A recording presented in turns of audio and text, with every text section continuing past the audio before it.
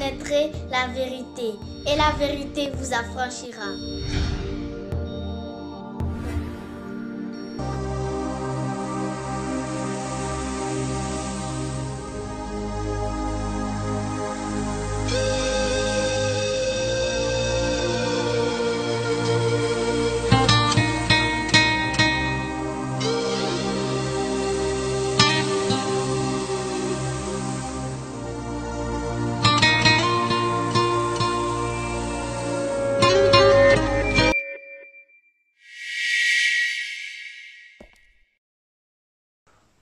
Voilà, chers frères et sœurs, je vous salue dans le nom de notre Seigneur et Sauveur Jésus. Alors nous allons voir un thème qui est très important. J'ai intitulé le thème de cette exhortation « La véritable foi ». La véritable foi. Voilà, pourquoi la véritable foi? Parce que aujourd'hui, il y a beaucoup de fausses conceptions sur la foi. Quand vous allez dans le milieu chrétien, quand vous allez dans beaucoup d'églises, on vous parle de la foi en Dieu, de la foi en Jésus, de la foi en Christ. Mais la foi qui est présentée, en fait, c'est plus de la manipulation, c'est beaucoup plus du mensonge, c'est beaucoup plus de la fausse foi. Et donc aujourd'hui, nous allons voir c'est quoi la véritable foi à la lumière de la vérité biblique. Et comme j'ai l'habitude de le dire, vous connaîtrez la vérité et la vérité vous affranchira. Voilà, donc c'est quoi la foi? Parce que la foi aujourd'hui est devenue, j'ai envie de dire, un moyen magique que beaucoup de chrétiens utilisent pour avoir la richesse, pour demander la richesse à Dieu, pour avoir la prospérité, pour avoir les biens matériels, pour avoir le voyage, pour avoir le mariage, pour avoir les faveurs de Dieu. Donc, voilà comment les gens présentent aujourd'hui la foi aux chrétiens. C'est-à-dire que c'est vraiment la foi pour avoir des choses matérielles, pour avoir des choses qui sont passagères, pour avoir des choses qui ne vont pas rester dans l'éternité. Et souvent, la manière dont on présente cette foi-là, il y a beaucoup de déception à la fin, parce que quand vous avez foi en quelque chose, vous dites, vous avez prié pour quelque chose, vous dites, bon, Dieu va me donner ça, j'ai la foi que Dieu va me donner. Et puis à la fin, ou bien après des années, après des mois, vous voyez que la chose ne se réalise pas. Ça aboutit à quoi? Ça aboutit à beaucoup de frustration, à beaucoup de découragement. Il y a d'autres mecs qui se disent non, Dieu n'exauce pas, moi Dieu ne m'exauce pas. Donc, il faut vraiment que chaque enfant de Dieu puisse comprendre en quoi consiste réellement la foi en Dieu. En quoi consiste avoir foi en Dieu. Et donc, nous allons vraiment parler de cela. C'est pour cela que j'ai dit que aujourd'hui c'est un thème qui est vraiment important et ça va changer la vision et la façon de voir de beaucoup de chrétiens concernant la foi en Dieu. Alors, le chapitre vraiment dans le Nouveau Testament qui parle beaucoup plus de la foi, c'est Hébreux chapitre 11. Nous allons donc aller dans Hébreux chapitre 11 et nous allons voir, là on nous donne une définition de la foi. Hébreux chapitre 11 à partir du verset 1er, il est dit: « Or la foi est une ferme assurance des choses qu'on espère, une démonstration de celles qu'on ne voit pas. » Voilà, donc voilà la définition que nous avons. La foi est une ferme assurance des choses qu'on espère, une démonstration de celles qu'on ne voit pas. Et donc, beaucoup de personnes, puisqu'ils n'ont pas une bonne compréhension de la foi, ils se basent seulement sur ce test-là. Et ils se disent, je vous donne par exemple un exemple, quelqu'un se dit, bon, la Bible dit que la foi ici est une ferme assurance des choses qu'on espère, une démonstration de celles qu'on ne voit pas. Donc, qu'est-ce que les gens font? Par exemple, si j'ai prié pour avoir un enfant, ok? Donc, par exemple, les femmes qui prient pour avoir un enfant, elles vont être prises une fois, deux fois, elles peuvent prendre même des moments de jeûne et prière, 3 jours, elles prient. Et elles disent, bon, j'ai la foi, parce que j'ai fait 3 jours de jeûne et prière, j'ai la foi que j'aurai un enfant. Donc, comment je vais démontrer cette foi? Elles vont peut-être au marché, payer des berceaux, tout voilà, préparer le trousseau de l'enfant, parce que elles se disent qu'il faut que je démontre c'est une démonstration de celle qu'on ne voit pas. Donc, je vais payer les choses, même si l'enfant n'est pas là, je manifeste ma foi déjà en préparant le trousseau de l'enfant. Donc, voilà un exemple que les gens souvent, voilà, de conception sur la base de cette définition. Frère, je vais vous dire une chose. C'est pas ça la foi.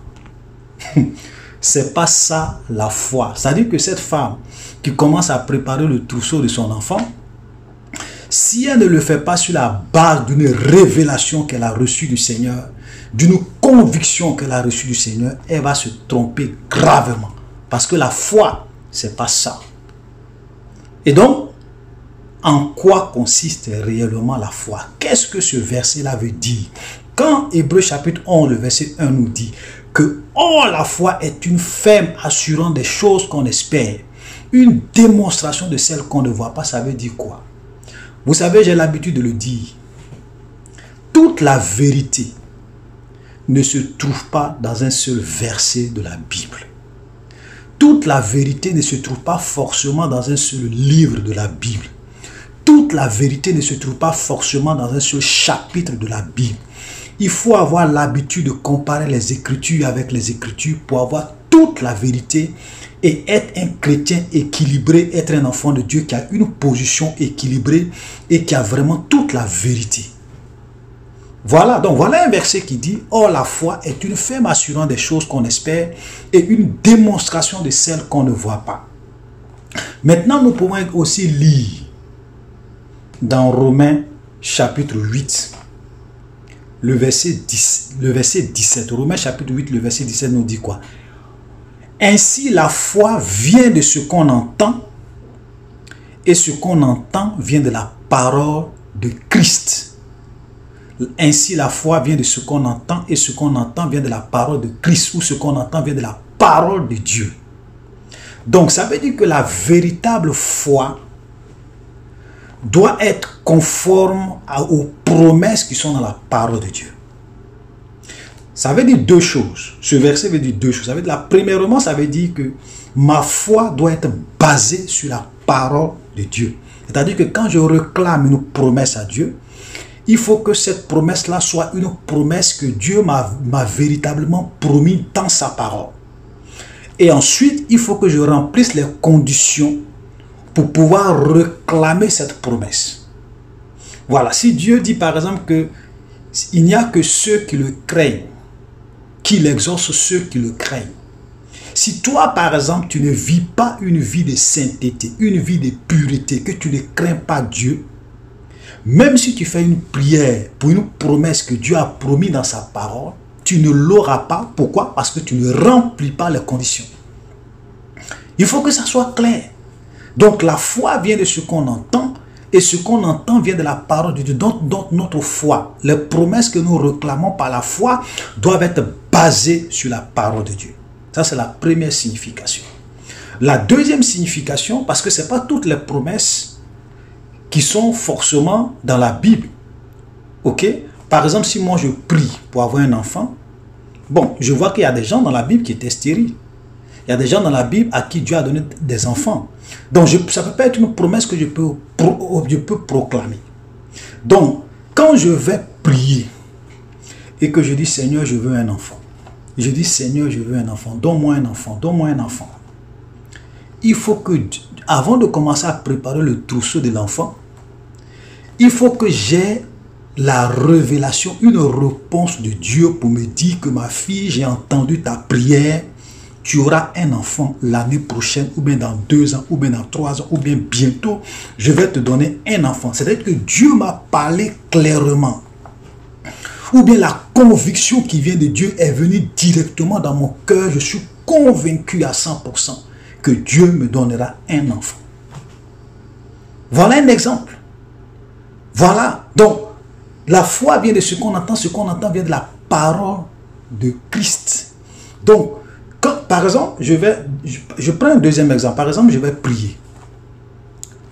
Je vais prier. Il y a un homme peut-être qui est venu me demander ma main en mariage. Ok? Vous êtes une jeune fille, quelqu'un vient vous demander en mariage. Ou bien il veut vous fiancer. Donc vous rentrez dans la présence de Dieu, vous priez, parce que vous ne savez pas si c'est vraiment l'homme que Dieu vous a destiné. Vous ne savez pas vraiment si c'est l'homme que Dieu veut que vous épousez. Voilà, donc vous allez dans la prière, vous priez le Seigneur. Mais je ne peux pas aller dans la présence de Dieu prier, et puis sans que le Seigneur m'ait dit clairement, m'ait donné clairement une réponse, je me lève, puisque j'ai prié pendant 2 heures du temps, je dis oui, j'ai la foi, Seigneur c'est ta volonté, je m'engage. Frère, vous allez vous tromper gravement. Donc la foi doit venir d'une réponse que j'ai clairement entendue de Dieu. La foi doit venir d'une conviction que j'ai réellement reçue de Dieu. Donc la foi, ce n'est pas le fait de se convaincre soi-même que quelque chose est de Dieu pour que cela se réalise. Frère, voilà pourquoi beaucoup de chrétiens pensent qu'ils ont la foi, mais en réalité se trompent, ils vivent une vie chrétienne d'illusion. Parce que la foi vient de ce qu'on entend, et ce qu'on entend vient de la parole de Christ. Voilà. Tu veux faire quelque chose, tu allais prier pour quelque chose. Alors que Dieu ne t'a rien dit, alors que tu n'as pas une réponse de Dieu, parce que quand on prie le Seigneur, il peut avoir 3 réponses. Dieu peut dire non. Donc si Dieu dit non, et que toi tu dis oui, en te convainquant, en essayant toi-même de te convaincre que Dieu a dit oui, ça ne va pas arriver. Dieu aussi peut dire, ce n'est pas le moment. Ça veut dire que le temps n'est pas encore arrivé. Et si Dieu dit le temps n'est pas encore arrivé, toi tu ne peux pas dire oui, j'ai la foi que très bientôt je vais avoir la chose pour laquelle j'ai prié. Ça ne va pas marcher. La 3e réponse, ça peut être oui. Donc quand on prie pour quelque chose, avant de dire qu'on a la foi pour avoir cette chose, il faut être sûr que nous avons reçu la parole de Dieu, que le Seigneur nous a clairement dit oui, ou bien nous a clairement dit non, ou bien nous a clairement dit que ce n'est pas encore le temps. Voilà la véritable foi. Donc la foi est une ferme assurance des choses qu'on espère, une démonstration de celles qu'on ne voit pas, sur la base de la parole de Dieu, ou sur la base de la réponse que nous avons reçue de Dieu en prière. Voilà la véritable foi. Frère, voilà la vérité. Voilà la vérité. Voilà. Parce qu'aujourd'hui, les gens se lèvent, oui, moi j'ai la foi, mon mariage va venir, cette année c'est mon année, je vais me marier, je vais faire ceci. Est-ce que Dieu t'a dit que c'est l'année prochaine que tu vas te marier? Est-ce que Dieu t'a dit que c'est le temps pour toi de te marier? Est-ce que Dieu t'a dit que le projet dans lequel tu veux t'engager là, c'est de lui, c'est sa volonté? Est-ce que Dieu t'a dit que tu peux aller, que tu peux t'engager? Si Dieu ne t'a rien dit et que tu te convaincs toi-même et que tu t'engages dans un projet, frère, si tu échoues, n'accuse pas Dieu. Parce que la foi vient de ce qu'on entend. Et ce qu'on entend vient de la parole de Christ. Clair et net. Voilà. Voilà. Parce que on peut même lire un deuxième exemple. L'exemple par exemple d'Abraham. Abraham ne s'est pas levé pour dire, oui j'ai la foi, je vais avoir un enfant. Oui j'ai la foi, Sarah aura un enfant l'année prochaine. Non, non, non, non, non. Abraham a eu la foi que sa femme Sarah aura un enfant l'année prochaine parce que Dieu est venu à sa rencontre et Dieu lui a dit, je reviendrai vers toi l'année prochaine et à cette même époque, ta femme aura un enfant, un fils, et t'enfantera un fils. Et on peut lire ça dans Genèse, chapitre 18, à partir du verset 1er, voilà ce que la Bible dit. L'Éternel lui apparut, parlant d'Abraham, l'Éternel lui apparut parmi les chaînes de Marée, quand il était assis à l'entrée de la tente pendant la chaleur du jour, il éleva les yeux, regarda, et voici 3 hommes étaient debout près de lui. Quand il les vit, il courut au-devant d'eux depuis l'entrée de la tente et se prosterna sur terre. Il dit, Seigneur, si j'ai trouvé grâce à tes yeux, ne passe point, je te prie, loin de ton serviteur. Permets qu'on t'apporte un peu d'eau pour vous laver les pieds et reposez-vous sous ce table. Donc Abraham, voilà ces trois hommes-là vont venir et Abraham va aller à leur rencontre et il va vraiment leur dire de vraiment venir chez lui. Il va les recevoir, il va même se prosterner devant eux. Et regardez par exemple à partir du verset 9, dans le même chapitre, le verset 9, il est dit, et il lui dit, donc ces trois hommes-là vont lui dire, et il lui dit, où est Sarah ta femme? Et il répondit, elle est là dans la tente. Verset 10, l'un d'eux dit, je viendrai vers toi à cette même époque. Écoutez très bien. L'un d'eux dit, je viendrai vers toi à cette même époque et voici Sarah ta femme aura un fils. Et Sarah écouta à l'entrée de la tente qui était derrière lui. Et Sarah écoutait à l'entrée de la tente qui était derrière lui. Donc là, qu'est-ce que c'est? C'est Dieu lui-même qui va dire à Abraham, Abraham, écoute, l'année prochaine, à cette même époque, voici Sarah, ta femme, aura un fils. Donc Dieu va lui dire clairement, Dieu va clairement dire à Abraham que sa femme aura un fils l'année prochaine à cette même époque. Et Abraham maintenant va croire en cette parole. Frère, c'est ça la foi. La foi est basée sur la parole de Dieu. Voilà. Donc quand je prie, quand je fais une requête à Dieu, je veux un enfant, je veux ceci, je veux faire cela. Pour dire que j'ai la foi, il faut que j'ai entendu la voix de Dieu. La réponse de Dieu. Et donc maintenant ma foi sera basée sur cette réponse que j'ai reçue de Dieu ou pas. Frère, voilà la véritable foi. Voilà.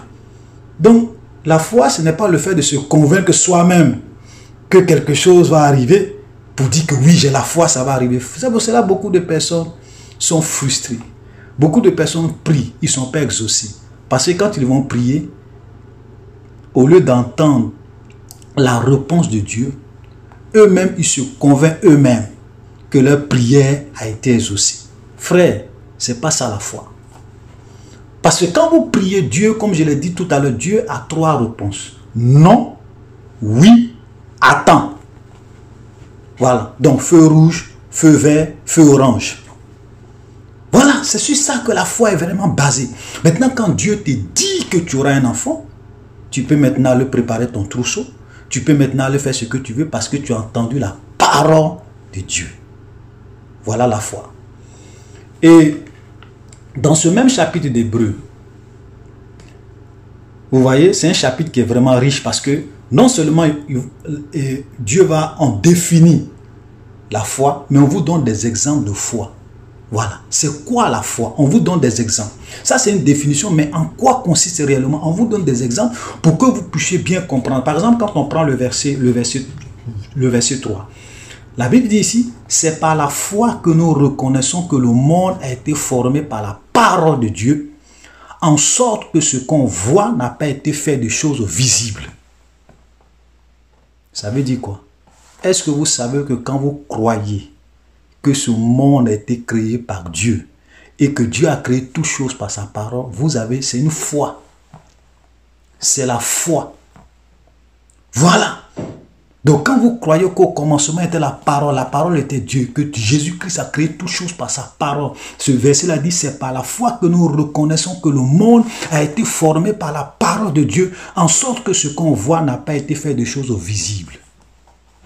Voilà. Donc, le fait que tu crois que Dieu a créé ce monde, que ce monde a été créé par la parole, frère, tu as la foi. C'est une foi qui est là.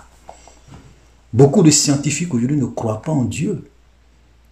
Parce qu'eux veulent expliquer l'existence du monde par des théories. Et ils s'égarent, ils n'ont pas la foi en Dieu. Donc, croire que ce monde a été créé par Dieu, c'est la foi. Autre exemple de la foi, c'est le cas à partir du verset 7 par exemple. Je vais prendre juste quelques exemples, puisque c'est un texte qui est long. C'est par la foi que Noé, divinement averti des choses qu'on ne voyait pas encore, et saisi d'une crainte respectueuse, construisit une arche pour sauver sa famille. C'est par elle qu'il condamna le monde et devient héritier de la justice qui s'obtient par la foi. Vous voyez, voilà un autre exemple.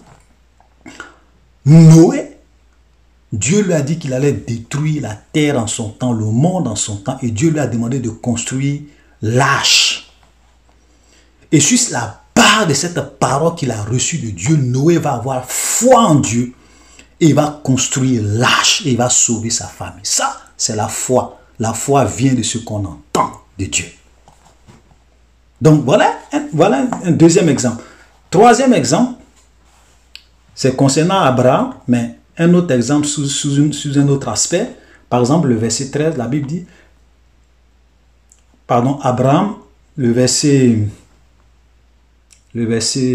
13, c'est dans la foi qu'ils sont tous morts sans avoir obtenu les choses promises, mais ils les ont vus et salués de loin, reconnaissant qu'ils étaient étrangers et voyageurs sur la terre. Voilà. Est-ce que vous savez que le fait que, par exemple, vous pouvez avoir la foi et ne pas obtenir tout ce que Dieu vous promet.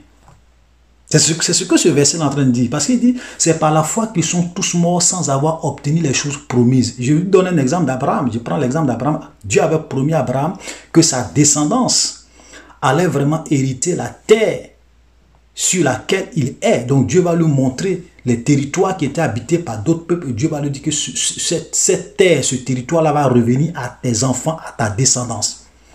Mais Abraham n'a pas vu l'accomplissement de ça. Il est mort et c'est sa descendance qui a pris, qui a vraiment hérité cette terre. Donc, ils sont morts. Beaucoup de personnes, Dieu leur a fait des promesses, mais ils n'ont pas vu l'accomplissement de ces promesses et ils sont morts. Et la Bible dit, parce qu'ils se considéraient comme étant des étrangers, des voyageurs sur la terre. Frère, voilà la foi. C'est-à-dire que des gens qui se considèrent comme des voyageurs, des étrangers sur la terre et qui n'ont pas obtenu, qui n'ont pas vu l'accomplissement de ce qui leur a été promis, les choses qui leur ont été promises. Voilà la foi. Voilà un autre exemple de foi. Frère, vous voyez, c'est-à-dire que c'est parce que les gens ne lisent pas la Bible. Si les gens lisaient la parole de Dieu sérieusement, ils allaient arrêter de se faire anarquer, manipuler par les faux prophètes, par les faux pasteurs, par les manipulateurs. Parce que tout est dans la parole de Dieu. Voilà un exemple de vraie foi. Ok? Je donne encore un autre exemple, toujours concernant Abraham, concernant son fils. La Bible dit, c'est par la foi qu'Abraham offrit Isaac lorsqu'il fut mis à l'épreuve et qu'il offrit son fils unique, lui qui avait reçu les promesses et à qui il avait été dit, en Isaac sera nommé pour toi une postérité. Il pensait que Dieu est puissant même pour ressusciter les morts, aussi le recouvra-t-il par une sorte de résurrection. Voilà, donc quand Dieu va dire à Abraham, et là encore on voit très bien que ce n'est pas Abraham qui s'est levé pour dire je vais sacrifier mon fils de lui-même, mais Dieu lui a dit va sacrifier ton fils. Et la Bible dit c'est par la foi qu'il va partir, qu'il va accepter ce que Dieu lui a dit, parce qu'il avait la foi que Dieu même était capable même de ressusciter son enfant. Frère, voilà un exemple de foi encore. Voilà un exemple de foi. La foi vient de ce qu'on entend. Dieu parle et on s'engage sur la parole de Dieu. On croit en ce que Dieu dit et on fait ce qu'il nous demande. Voilà la foi. Ok? On va lire également un autre verset concernant cette fois-ci Moïse. Voilà. Moïse.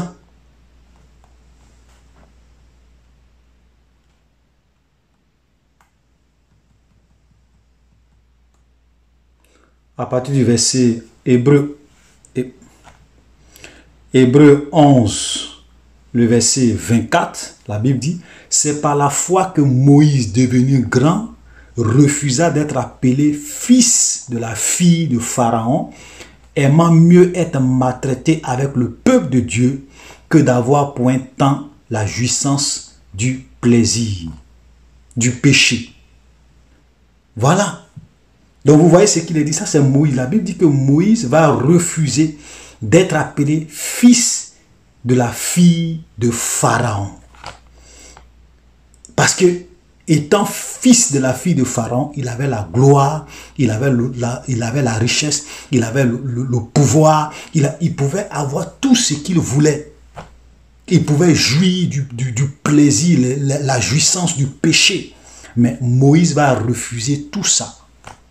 La Bible dit c'est par la foi qu'il va refuser d'être appelé le fils de la fille de Pharaon. Donc vous voyez, la foi, C'est le fait, par exemple, que nous refusons de vivre dans la compromission, de vivre dans le péché, de nous sanctifier pour Dieu, frère, c'est une foi que nous avons. C'est la foi. Voilà un exemple de foi. On donne un exemple de foi concernant Moïse qui va refuser d'être appelé le fils de la fille de Pharaon, aimant mieux être maltraité avec le peuple de Dieu que d'avoir pointant la jouissance du péché. Beaucoup de chrétiens, à cause de leur foi, ont perdu leur travail. Beaucoup de chrétiens, à cause de leur foi, souffrent aujourd'hui. C'est ça la véritable foi, frère. Voilà. C'est pas seulement la foi pour avoir les choses matérielles, c'est pas la foi pour avoir le voyage, c'est pas la foi pour avoir le mariage, c'est pas la foi pour avoir le visa. Ça, ce sont des miettes. La véritable foi, frère, va au-delà de ce qu'on vous a enseigné pendant des années. La vraie foi selon Dieu va au-delà de ce qu'on vous a enseigné pendant des années. Voilà des exemples de foi. On va aller vers la fin. C'est juste quelques exemples de foi que je prends. On va aller. Vous savez, il y a la foi qui fait des exploits. Quand nous lisons par exemple le verset 32, la Bible dit « Que dirais-je encore, car le temps me manque pour parler de Gédéon, de Barak, de Samson, de Jephthé, de David, de Samuel, des prophètes, qui par la foi vainquit des nations, exerçait la puissance, obtint des promesses, fermait la gueule des lions, éteignit la puissance du feu, échappait aux tranchants de l'épée, guérit de leur maladie, fut vaillant à la guerre, mis en fuite des armées étrangères. Par la foi, nous voyons par exemple quand nous lisons l'Ancien Testament, nous voyons l'exploit de Samson, nous voyons l'exploit de David, nous voyons les grands hommes de l'Ancien Testament, comment par la foi, ils ont fait de grands exploits. David qui a vaincu Goliath par la foi en Dieu. Donc, il y a la foi qui fait des exploits. Ça, c'est ce que la Bible dit ici. Mais n'oublions pas aussi, voilà, qu'il y a aussi la foi qui souffre, qui supporte les épreuves et qui va même jusqu'à la mort. On va lire cette foi-là. À partir du verset 35, voilà ce que la Bible dit. Des femmes recouvraient leur mort pour la résurrection. D'autres furent livrés au tourment, n'acceptent point de délivrance, afin d'obtenir une meilleure résurrection. Verset 37. D'autres subirent les moqueries et le fouet, les chaînes et la prison. Ils furent lapidés, sciés, torturés, mourus, tués par l'épée. Ils allaient ça et là, vêtus de peau de brebis, de peau de chèvre, dénués de tous, persécutés, maltraités, ok, eux dont le monde n'était pas digne, errant dans les déserts et les montagnes, dans les cavernes et les antres de la terre. Tout cela de la foi desquels il a été rendu témoignage, n'ont pas obtenu ce qui leur était promis. Frère, il y a la foi qui fait des exploits. Mais il y a aussi la foi qui souffre. Il y a aussi la foi qui subit les épreuves. Il y a aussi la foi même qui conduit jusqu'à la mort. La Bible dit que des femmes recouvraient leur mort pour la résurrection. Des femmes, au temps de l'église primitive, leurs maris ont été tués parce qu'ils avaient foi en Jésus. Mais ces femmes-là, elles n'ont pas abandonné la main de Dieu. La mort ne les a pas fait reculer. Il y a eu des hommes qui ont été tués. La Bible dit qu'ils moururent tués par l'épée. Ils allaient ça et là, scier, lapider, torturer, persécuter des gens, mais ils n'ont pas abandonné la main de Dieu. C'est-à-dire que leur foi les a conduits à la mort. Frère, voilà la foi qui souffre. Voilà la foi qui subit la persécution. Voilà la foi qui subit la tribulation. Voilà la foi qui subit les épreuves. Voilà la foi. Parce qu'aujourd'hui, les chrétiens sont dans le confort avec leurs faux prophètes, leurs faux pasteurs qui ne leur enseignent que la prospérité, la gloire de ce monde, la richesse, les honneurs, tu vas voyager, tu vas te marier. Frère, voilà des gens que nous allons voir un jour au ciel, qui sont morts pour Dieu, qui ont été sciés pour le Seigneur, qui ont été torturés, qui ont été lapidés, eux dont la foi, et qui n'ont même pas obtenu ce qui leur était promis, des femmes qui recouvraient leur mort. Vous allez leur dire quoi au ciel? Vous allez leur dire quoi? Aujourd'hui, les chrétiens sont plus prêts à souffrir pour Dieu. Ça veut dire qu'une petite souffrance les pousse à abandonner la main de Dieu.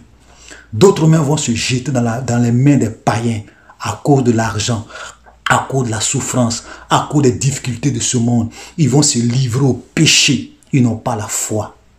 Et c'est eux les dimanches qui vont aller chanter Dieu. Seigneur, voici ma vie, pour faire ta volonté,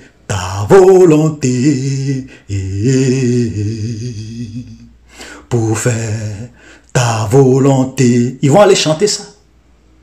Mais pourtant, ils disent, Seigneur, voici ma vie.